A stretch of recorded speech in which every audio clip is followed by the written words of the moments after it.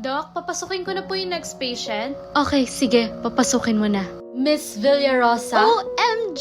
Long time no see! Nakabalik ka na pala from US? Grabe, nakaka-proud ka. Anong ginagawa mo dito? Sinamahan ko lang magpa-check up yung boyfriend ko. Ilang araw na kasi may trangkaso. So, asan yung boyfriend mo? Papunta na yun, nag-park lang. Tignan mo tong daliri ko. Engaged ka na? Congrats! I'm so happy for you. Kung alam ko lang, ginawa na kitang bridesmaid. Okay lang yun, no? Excited na tuloy ako ma-meet yung boyfriend mo.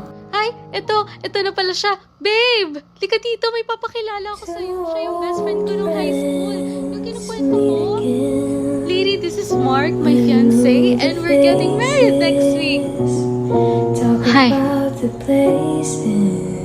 I-check na natin yung lungs niya.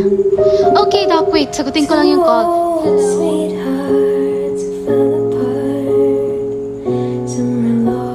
Sobrang bilis ng tibok ng puso mo. Mag-relax ka lang.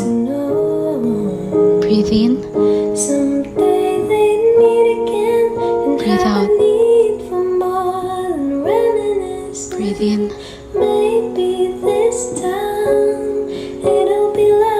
I miss you.